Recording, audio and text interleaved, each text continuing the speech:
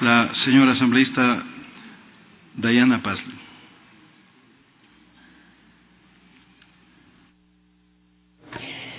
Muy buenos días, señor presidente, señoras y señores asambleístas. Bueno saber que todos luchamos por el mismo objetivo. Malo que han pasado 4 días y la muerte de 2 mujeres mientras hablábamos de paraísos fiscales y ellas vivían infiernos en sus hogares. Bueno saber también que nuestra iniciativa hizo que devolvieran la mirada a la gente, que legisladores de otra bancada no solo hablen de femicidio, sino que hicen la bandera en esta lucha por conservar la vida. En el Pleno en las últimas semanas hemos debatido varios temas trascendentales. La coyuntura que dicta la detestable corrupción ha copado nuestras agendas y está muy bien. La lucha contra la corrupción es un tema apremiante que merece ser tratado con responsabilidad. Pero yo tengo otro cuestionamiento urgente que me oprime la garganta. ¿Existe algo realmente más importante que conservar la vida? En lo que va del año, 80 mujeres han sido víctimas del femicidio y el silencio se ha convertido en el peor enemigo de nosotras. La violencia es la máxima expresión de poder que los varones tienen o pretenden tener sobre las mujeres. Necesitamos voluntad política clara para erradicar la violencia de género en todas sus formas. La discriminación, el insulto sexista, la descalificación por ser mujeres, los golpes, los insultos, la tortura, el femicidio. Dejemos de actuar como si hay temas más importantes, como si la violencia contra la mujer fuera un asunto únicamente de mujeres, de minorías. Esta es una tragedia que afecta a toda la sociedad y que desintegra a la familia. Para mí como mujer, lo más importante es mantenerme viva y vivir sin miedo a ser agredida física, verbal o psicológicamente.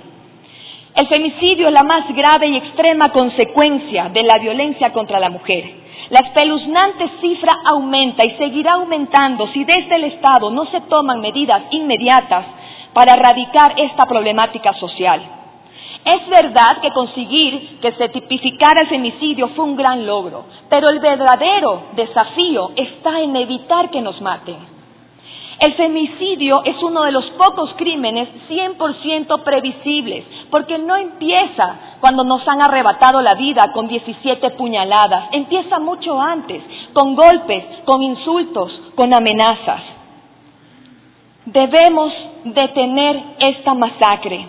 La violencia hacia nosotras, como sabemos, no es solamente física, también se encuentra en el discurso, en el lenguaje machista, misógino e incitador de violencia que va desde las calles hasta lo más alto del poder.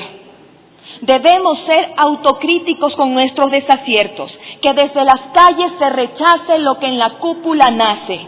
Aprovecho para solidarizarme con las colegas asambleístas por la crítica sexista, desmedida e inapropiada.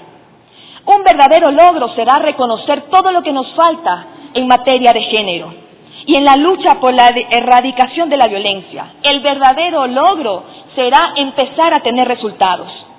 En el 2014, las organizaciones de mujeres pidieron que no se elimine la Ley 103, es decir, las comisarías de la mujer, porque a través de estas comisarías, las mujeres violentadas iban y sin necesidad de abogados, de audiencias, de pruebas, se les daba una boleta de auxilio que era disuasoria, era una medida de protección. Debemos retomar el debate sobre las leyes que supuestamente nacieron para proteger a las mujeres. No solo necesitamos que esté tipificado el delito de femicidio, sino que se eduque y se prevenga. Los comportamientos socioculturales deben transformarse. Debemos romper con los ciclos de violencia y deshacernos de los fastidiosos y dañinos estereotipos. A través de la educación podemos combatir gran parte de los problemas que afectan a la sociedad. Debemos educar a los más chicos y reeducar a los más grandes. Sé que muchos legisladores tendrán la misma pregunta que escucho en cada intervención sobre violencia de género o sobre femicidio. Pero si a los hombres también nos matan nuestras parejas. Y sí, es cierto, el 4% de asesinatos a los hombres se da en manos de mujeres y es absolutamente condenable. pero el 74% de las muertes violentas de mujeres se da en manos de sus parejas. Los ataques hacia nosotras no son episódicos, son sistemáticos. Nos matan para impedir nuestra autodeterminación y para frenar nuestros planes de vida. A las mujeres nos agreden por opinar, por transgredir cualquier tipo de norma, por nuestro aspecto, por cómo nos vestimos, por salir a la calle. Lo que a los hombres tal vez les pasa solo en las cárceles, a nosotras nos pasa en nuestros hogares.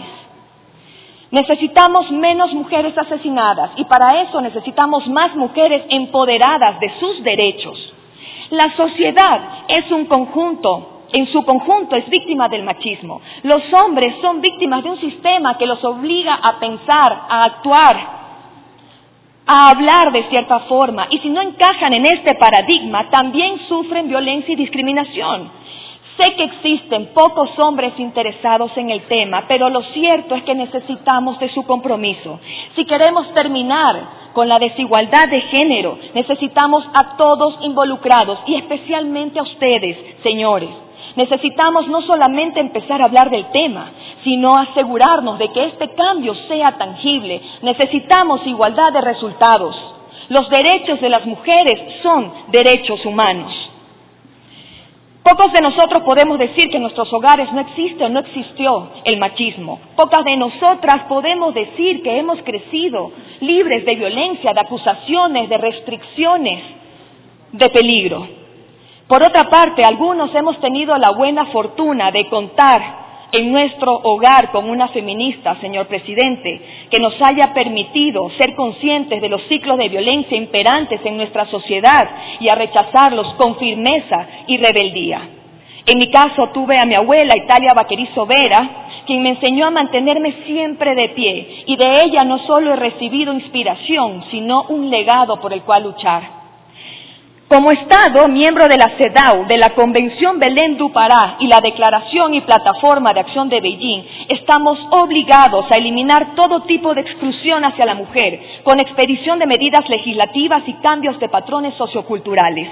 La Constitución recoge como principio la aplicación de derechos, de igualdad y no discriminación. Además, establece que el Estado incorporará enfoque de género en planes y programas del sector público con el objetivo de promover la igualdad real. Hoy es momento de hacer que se cumpla lo que está en el papel, porque alarma, señores, el silencio de la Asamblea Nacional sobre la violencia de género. Voy a permitirme, señor presidente, leer mis observaciones sobre la resolución que se está tratando para no ser imprecisa. Coincidimos en condenar el aumento de femicidio, exigir al INEC una nueva encuesta sobre relaciones familiares y violencia de género, instar a la función judicial la construcción de un sistema de registro unificado de casos de violencia de género, exhortar a la Comisión de Justicia de la Asamblea Nacional para tratar de forma prioritaria el proyecto de ley orgánica de acceso a una vida libre de violencia de género, fortalecer las relaciones con las organizaciones de la sociedad civil, organismos internacionales y el Grupo Parlamentario por los Derechos de las Mujeres para el desarrollo de medidas legislativas. Lo que esta resolución plantea y la anterior no incluye y puede enriquecer es lo siguiente: exhortar al Ministerio de Educación para que dicte política pública para el diseño de programas de educación formales y no formales apropiados a todo nivel del proceso educativo, y a la CENESID para que dicte política pública para las instituciones de educación superior públicas y particulares. Esto con el fin de contrarrestar prejuicios y costumbres y todo tipo de prácticas que se basen en la premisa de la inferioridad o superioridad de cualquiera de los géneros o en los papeles estereotipados para el hombre y la mujer que legitimizan o exacerban la violencia contra la mujer y de esta forma modificar los patrones socioculturales de conducta de hombres y mujeres.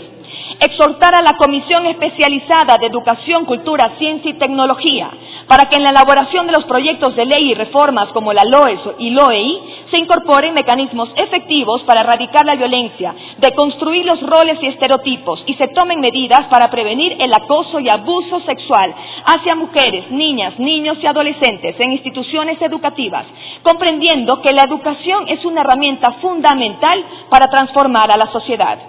Alentar al presidente de la República para que en la elaboración de la proforma presupuestaria del 2017, de forma urgente, asigne recursos necesarios para el establecimiento y funcionamiento de unidades judiciales, de Fiscalía, de la Defensoría Pública del Ecuador, especializadas en violencia contra la mujer, en todos los cantones y en particular en las zonas rurales y remotas, así como casas de acogidas, centros de atención integral y refugios, casas de refugios. Debemos hacer un mea culpa, entender que como Estado no estamos reaccionando como las mujeres lo necesitan. Es imperativo sensibilizar la agenda, pero sobre todo la conciencia de la sociedad. Mi llamado más importante es hacia la ciudadanía, para que nos unamos en esta lucha para acabar con la violencia antes de que la violencia acabe con nosotras, las mujeres. Para finalizar, señor presidente, le solicito de considerarlo pertinente, se trate el punto 5 del orden del día en este punto 4 y se unifiquen los criterios para que tengamos una resolución unánime y completa que condene el femicidio y se exhorte a las instituciones. Muchas gracias.